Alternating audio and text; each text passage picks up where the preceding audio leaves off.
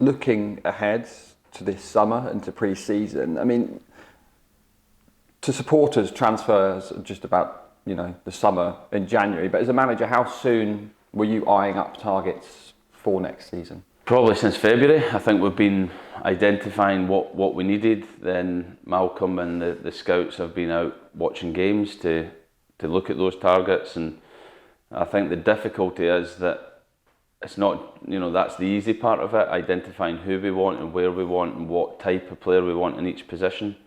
But then getting those players is the hard bit, and you have to agree with the club, the player, the agent.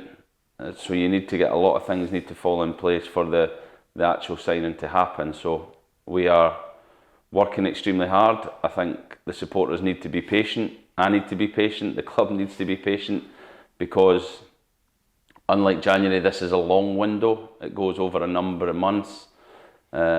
Everyone's at different stages as well in terms of the Premier League. The Scottish Premier League are still playing, other teams are finished, so it takes a lot of things to fall into place for the signings to happen. But the supporters, should know that we are all working really hard, even although we're off and we're getting the odd round of golf in. I'm taking phone calls, I'm working hard, I'm meeting players, I'm meeting another player today to try and get these signings done. But patience will be the key over this window. What positions do you feel that we need to strengthen the most?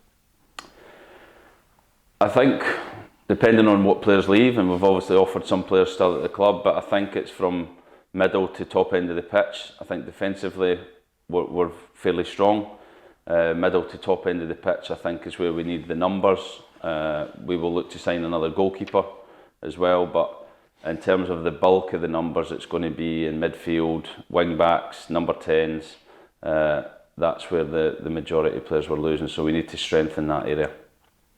You made those 6 signings in January, but it felt almost like we were back to square one when we had that injury crisis towards the end. Will squad depth be something you'll be looking at for next season?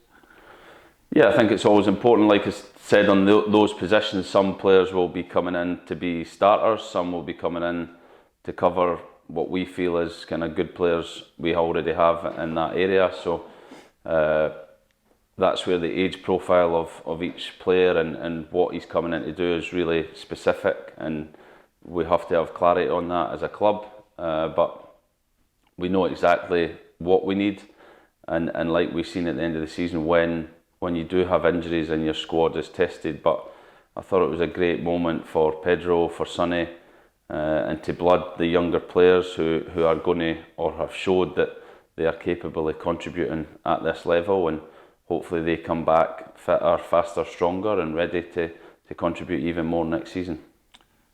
When we put out the released and retained list, we know that there was some players that we had offered new contracts to. Is there any updates on those players? No.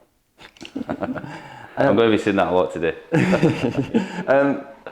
And in terms of the current squad as it is, are you expecting bids for any players? I don't think you can ever say that there won't be bids. I think we have to be prepared for that. I wouldn't expect the ones that are still in contract, any bids coming, but we are prepared for a couple of players that potentially could have bids and have contingency plans should that happen. But we're not in a position where we need to sell those players, so we will look at every bid that comes in on its own and see if it's the best thing to do for the club.